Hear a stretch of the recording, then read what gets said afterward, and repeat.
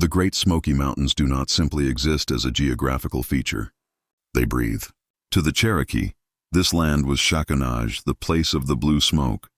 This eternal mist, a soft azure haze that blurs the sharp edges of the ridgelines, is not merely atmospheric moisture, it is the exhalation of the forest itself.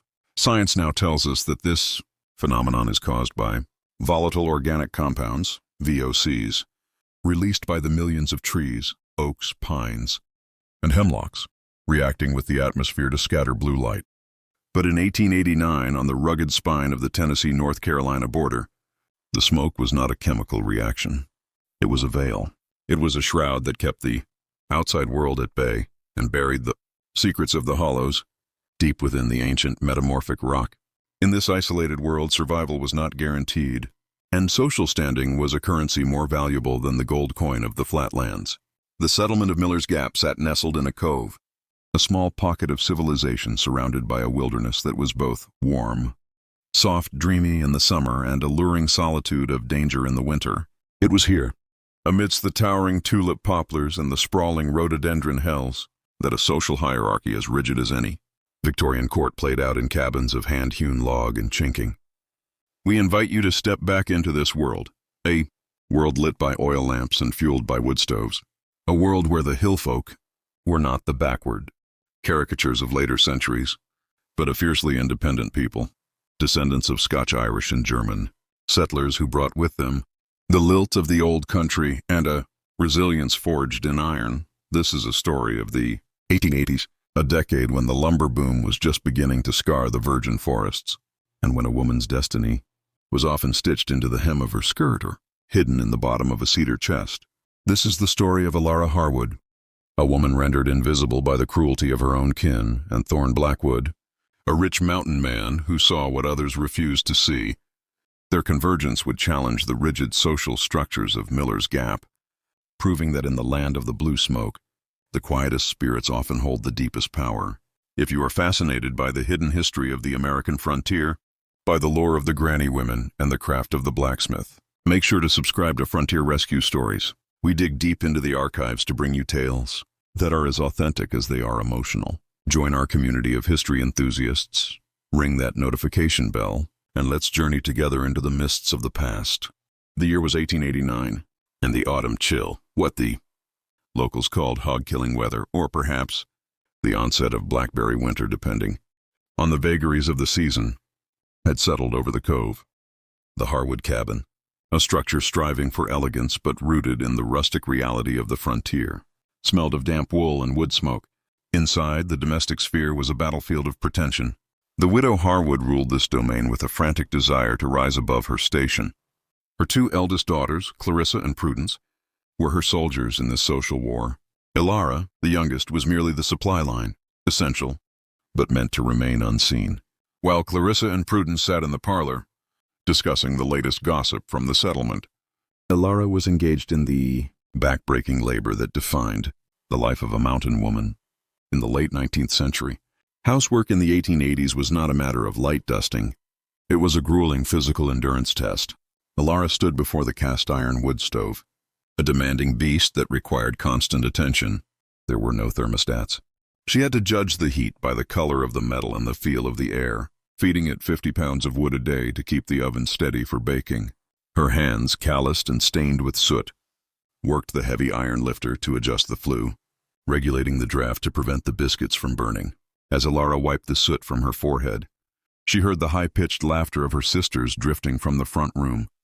"The mayor's wife was wearing the most dreadful bonnet," Clarissa tittered. "Silk, can you imagine, in this mud? She looked like a gum." "At least she has silk," Prudence sighed. "We must turn the collars on our Sunday dresses again, unless Mother can secure credit at the mercantile." Elara sighed, the sound lost in the crackle of the fire. She moved to the washing bench on the back porch. The water in the galvanized tub had cooled, and she would need to add more from the kettle. Laundry was a toilsome journey, often requiring water to be carried. Hundreds of feet from the spring, the Harwood Spring was down a steep, rocky path, and Elara had already made 4 trips that morning, her boots slipping on the slick mud. Escape came only when the chores were done. Elara would slip away to the curing shed, a rough structure at the edge of the garden where the air was thick, with the scent of drying herbs. This was her sanctuary, her apothecary of the wild. Here she was not the invisible sister. She was a student of the earth, a practitioner of the old ways passed down by the granny women, the traditional healers of Appalachia. The shed was filled with the harvest of the mountains. Batches of Panax quinquefolius ginseng hung from the rafters, their twisted roots prized for energy and vitality.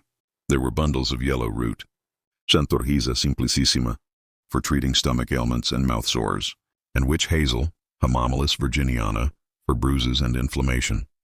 Alara ran her fingers over the drying leaves of the Monarda didyma, bee balm, knowing its tea could soothe a fever.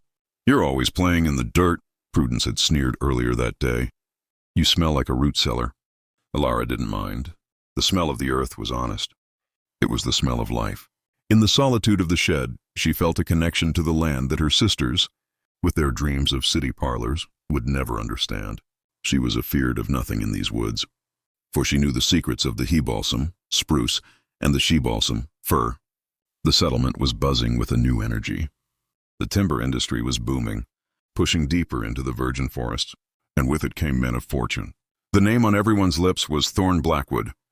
"They say he's richer than the railroad barons," Clarissa whispered during supper, cutting her corn pone with delicate precision. "He bought the old Vance homestead up on Pine Ridge. They say he's turning it into a palace." "A palace in the wilderness," the widow Harwood mused, her eyes gleaming. "And a widower, no less. A man like that needs a wife, a woman of breeding, a woman who knows how to keep a parlor." She looked pointedly at Clarissa. "The barn raising at Pine Ridge is this Saturday. It is not merely a social gathering. It is an opportunity. We must look our best. Alara, you will stay up tonight and starch Clarissa's petticoats. We cannot have her looking wilted." Alara nodded silently. "Yes, Mother. And try to do something with your own hair," Prudence added. "You look like you've been dragged through a hollow backwards." Alara retreated to the kitchen, her heart heavy. She knew what the barn raising meant: noise, judgment, and the painful spectacle of her family parading themselves before a man who likely wanted nothing to do with them. But as she heated the heavy sad irons on the stove, pressing the white cotton until it gleamed, she allowed herself a small, dangerous thought. What would it be like to be seen, not as a servant but as a woman? The sad iron, named not for emotion but from an old word meaning solid or heavy, weighed 5 pounds. Alara lifted it, tested the heat with a wet finger. It sizzled sharply, and pressed it to the fabric. Hiss, hiss. The rhythm of her life was measured in labor. But up on the ridge where the blue smoke gathered, a different rhythm was waiting. The day of the barn raising dawned with a sky of piercing blue, the kind that often follows a night of rain in the high country. The air was airish, cool and brisk, perfect for hard labor. The Harwood wagon navigated the rutted roads, joining a procession of neighbors heading toward Pine Ridge. The barn raising was the social apex of the season. It was a communal act of survival and celebration, a tradition deeply rooted in the Appalachian ethos of mutual aid. When they arrived, the structure was already taking shape. It was a massive 4-pen barn, a design unique to the wealthier homesteads, meant to house livestock and feed against the harsh mountain winters. The smell of raw pine and oak sawdust hung heavy in the air, mixing with the aroma of roasting pork and wood smoke. Men with arms like corded steel swung broadaxes, shaping the dovetail notches that would lock the massive logs together without a single nail. The sound was a rhythmic percussion, thwack, thwack, and thwack. It was the heartbeat of the frontier. Clarissa and Prudence, dressed in their finest, Clarissa in a blue that matched her eyes, Prudence in a deep burgundy, immediately set out to cut a shine, show off. They fluttered toward the group of eligible bachelors, their laughter bright and artificial. Alara, dressed in her simple gray wool, drifted toward the periphery, where the older women were setting up the food and the quilt display. Near the fire pit, a massive copper kettle was suspended over low flames.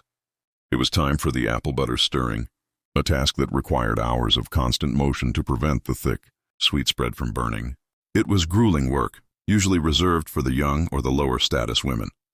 "Here, Alara," Mrs. Miller called out, handing her the long wooden paddle with holes bored through it. "You've got a strong arm. Take a turn." Alara took the paddle, The kettle was filled with schnitz, dried apples, rehydrated in cider and boiled down for hours. The smell was intoxicating, cinnamon, cloves, and the deep caramelized scent of apples. She stirred rhythmically, watching the dark brown sludge bubble. It was a meditative task. Stir, pause, and stir. While she worked, the music began. A young man sat on a stump tuning a dulcimer. It was a courting dulcimer, shaped like an hourglass, its sweet, mournful twang cutting through the chatter. He began to play Barbara Allen, a ballad as old as the hills. It was then that she saw him. Thorne Blackwood did not look like the other men. He wasn't in shirt sleeves, sweating with an axe. He stood apart, near the edge of the clearing, reviewing a set of architectural drawings. He wore a long black coat of fine wool, a stark contrast to the rough homespun of the farmers. His face was a landscape of rugged plains, bearded and stern, with eyes that seemed to reflect the steel gray of a winter sky.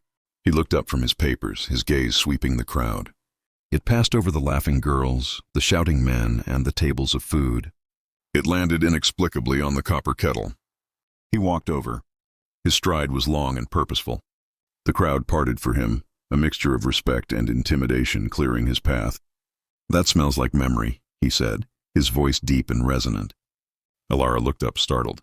She didn't stop stirring. To stop was to ruin the batch. "It's apple butter, sir. Just finishing." "My mother used to make it," Thorne said, watching the dark swirl. "She said you had to stir it until it was thick enough to stand a spoon in." "Is it there yet?" "Nearly," Alara said. "It needs another pass or two. The penny saved is a penny earned, but a batch burned is a batch mourned." Thorne's lips twitched. A smile? "You have a way with words, miss." "Harwood, Alara Harwood." "Elara," he repeated. "A name for a star, not a name for someone stirring the pot. Someone has to stir the pot." "Mr. Blackwood," she said, recognizing him from the whispers. "Or the sweetness turns to ash." He looked at her then, really looked at her. He saw the smudge of soot on her cheek, the capable hands on the paddle, the clear, intelligent eyes that didn't flinch from his gaze. "You know who I am," he stated. "Everyone knows who you are. You're the man building the castle on the ridge." "A house," he corrected. "Just a house, though it feels like a fortress sometimes." "Fortresses are for keeping things out," Alara said softly. "Houses are for keeping things in." Before Thorne could respond, a shadow fell over them. Clarissa and Prudence had arrived, breathless and beaming. "Mr. Blackwood," Clarissa chirped. "We didn't know you were a connoisseur of apple butter. You really must try the stack cake. It's our mother's recipe. Alara, fetch Mr. Blackwood a plate, and wipe your face. You're a gaum." The spell broke. Thorne stiffened, his eyes shuddering. He looked at Clarissa, then back at Alara, who had lowered her gaze, the shame burning her cheeks. "I am not hungry," Thorne said coldly to Clarissa. He turned to Alara. "Thank you for the conversation, Miss Harwood. It was refreshing." He tipped his hat and walked away, leaving the Harwood sisters gaping and Alara clutching the paddle like a lifeline. "What did you say to him?" Prudence hissed. "Did you bore him to death?" "We talked about apple butter," Alara said quietly. "Apple butter," Clarissa scoffed. "We are trying to secure a future, and she talks about condiments. You are hopeless, Alara. Absolutely hopeless." But as Alara watched Thorne Blackwood disappear into the crowd, she didn't feel hopeless. She felt seen. 3 days later, the Harwood cabin was thrown into chaos by the arrival of a sleek black carriage. The horses were matched bays, their coats gleaming like polished mahogany. When Thorne Blackwood stepped onto the porch, the widow Harwood nearly fainted. He did not come to court Clarissa. He did not come to compliment Prudence. He came with a business proposition. "My aunt, Miss Agatha Blackwood, requires a companion," Thorne stated, standing in the cramped parlor that suddenly felt suffocatingly small. "She is elderly, infirm, and frankly difficult. She requires someone with patience, intelligence, and a quiet demeanor. I observed these qualities in your daughter." "Clarissa is excellent at—" the widow began. "Elara," Thorne interrupted. "I am speaking of Alara." The silence was absolute. Alara, standing in the doorway with a basket of mending, felt the floor tilt. "Elara," the widow squeaked. "But she is capable," Thorne said firmly. "The position includes room, board, and a wage of $5 a month. She will reside at Highmore. Can she be ready by Thursday?" It wasn't a question. It was a command. The journey to Highmore took them up winding switchbacks. climbing through the ecological zones of the Smokies from the Cove hardwood forests to the northern hardwood forests where sugar maples blazed red. The air grew thinner and colder. Highmore was a testament to the Gilded Age crashing into the frontier. It was built in the Second Empire style, with a mansard roof and a central tower, but constructed from local stone and timber. It sat on a natural, grassy meadow on the mountaintop, commanding a view of the entire Misty Valley. Inside, the house was a cavern of shadows and sound. The first thing Alara noticed was the ticking. Clocks were everywhere, grandfather clocks in the hall, mantel clocks in the library, carriage clocks on the tables, tick-tock, tick-tock. It was a relentless, mechanical heartbeat. My aunt collects them, Thorne said, noticing Alara's unease. She believes that if she can hear time, she can control it. Winter in the Smokies is a season of profound isolation. The snow falls heavy and deep, turning the hemlocks into white ghosts. The roads become impassable. Highmore became a world unto itself. Alara's life settled into a rhythm. Mornings were spent with Agatha, reading aloud or managing the household accounts. Afternoons were spent in the kitchen or the herb room she had, established in the pantry, brewing teas for Agatha's rheumatism. The airish weather kept them indoors. Alara began to quilt in the evenings. She didn't use the simple patterns of her childhood. She began a crazy quilt, a style popular in the late Victorian era, using scraps of velvet and silk left over from Agatha's old dresses. She stitched intricate embroidery along the seams, ferns, wildflowers, birds. Thorne would often sit in the library while she sewed. The silence between them began to change. It wasn't the awkward silence of strangers. It was the comfortable silence of companions. One evening, a blizzard howled outside. The wind rattled the window panes like a haint trying to get in. "You're making a crazy quilt," Thorne observed, looking at the chaotic, beautiful fabric in her lap. "Life isn't always square blocks and straight lines," Alara said, stitching a golden thread. "Sometimes it's scraps. You have to make something beautiful out of what's left." Thorne put down his book. "What's left?" he repeated.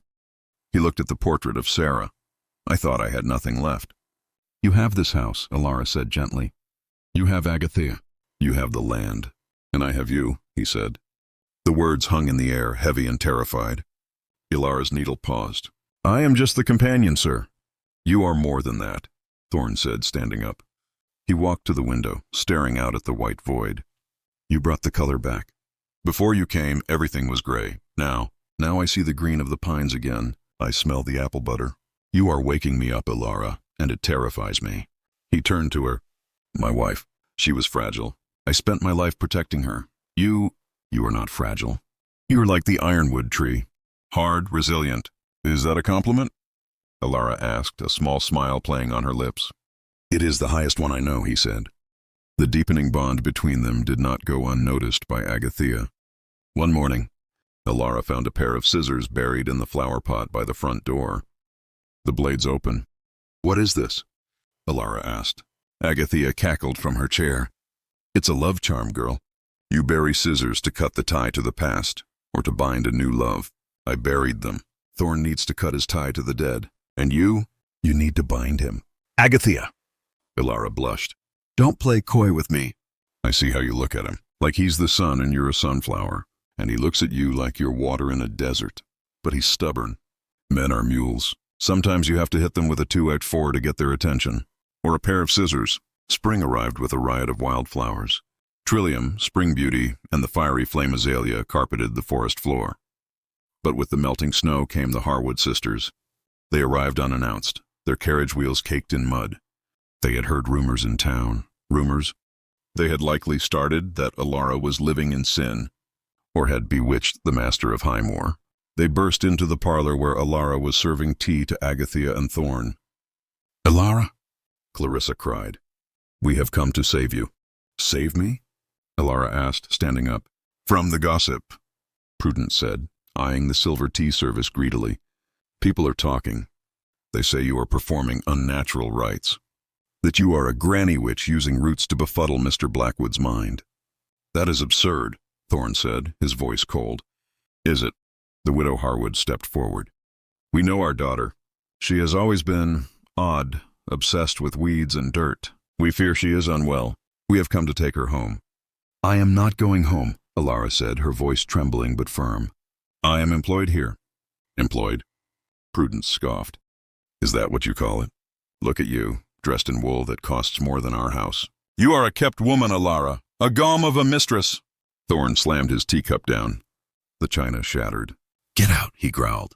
Mr. Blackwood, we are only thinking of your reputation. The widow pleaded. My reputation is fine, Thorne roared. It is yours that is rotting. You threw this woman away like trash. Now that she is polished gold, you want her back? No, you will leave this house. And if you ever set foot on Pine Ridge again, I will set the dogs on you. The Harwood women fled, pale and trembling. That night, the atmosphere in the house was charged. The accusation of witchcraft hung in the air. In Appalachia, the line between folk medicine and magic was thin. Agatha called Alara to her room. They called you a witch. So be one, ma'am. Tonight is the eve of May Day. Do a dumb supper. Cook a meal in silence. Walk backwards. Serve it to an empty chair. The spirit of your true love will appear. That is foolishness, Alara said. Is it? Or are you afraid of who will walk through the door? Alara didn't do the supper, but she went to the kitchen and brewed a tea of passiflora, incarnata, passion flower, to calm her nerves. As she stood by the stove, the door opened. Thorne walked in. He wasn't a spirit. He was flesh and blood. They hurt you, he said. They tried, Alara said. But they can't hurt me anymore. I know who I am now. Who are you? Thorne asked, stepping closer. I am the healer of Blue Smoke Ridge, she whispered. And I am the woman who loves you. Thorne didn't speak. He reached out and took her hands. The hands stained with walnut, dye and healing salves. He kissed her palms. Then heal me, Alara, please. Summer brought heat and haze. The dog days settled in. Agatha's health declined rapidly. She grew frail, her voice a whisper. One sultry afternoon, she called them both to her bedside. The clocks were ticking loudly, tick-tock, tick-tock. Stop the clocks, she commanded. Thorne moved to the grandfather clock and stopped the pendulum. Silence filled the room. Time is up, Agatha whispered. Thorne, stop looking backward. Sarah is gone. Alara is here. Marry her. Don't be a fool. She looked at Alara. You have a spine of steel, girl. Keep him straight. She closed her eyes and slipped away, leaving the house silent for the first time in 50 years. The funeral was held in the family cemetery on the ridge. The whole town came, out of curiosity and respect for the Blackwood name. The Harwood sisters were there, dressed in black, looking smug. They expected Thorne to send Alara away now that her charge was dead. As the coffin was lowered, a white dove flew over the grave, an omen of a wedding following a death. Thorne stood by the grave. He took Alara's hand in front of everyone. There will be no mourning period for my heart, he announced to the gathered crowd. I have mourned enough. I intend to marry Miss Harwood as soon as the banns can be read. A gasp rippled through the crowd. The widow Harwood looked as if she had swallowed a lemon. The wedding took place a month later. It was not a grand affair, but a chivalry followed. A chaotic, noisy serenade by the community, banging pots and pans to bless the couple. It was a tradition of acceptance. The town had accepted Alara. She wore a dress of blue silk, the color of the smoke on the ridge. She carried a bouquet of mountain laurel and wild geranium. Alara and Thorne lived at Highmore for 40 years. They filled the house not with clocks, but with children and laughter. Elara continued her work as a healer, her granny magic becoming legendary in the valley. She taught her daughters to read the woods, to know that yellow root cures a stomachache and that a trillium takes 7 years to bloom. The Harwood sisters faded into obscurity, their vanity leaving no legacy. But Alara's quilt, the crazy quilt of scraps and gold thread, hangs in the Museum of Miller's Gap to this day. It is a testament to the woman who was invisible until she decided to be seen. The story of Alara and Thorne reminds us that in the harsh beauty of the frontier, character is the only currency that matters. Like the Appalachian quilt, life is stitched together from scraps of joy and sorrow, making a pattern more beautiful than the sum of its parts. If you enjoyed this journey into the Blue Smoke Ridge, please like this video and share it with a friend, and tell us in the comments, what scrap of your life turned out to be the most beautiful piece of your story? Until next time, keep the home fires burning.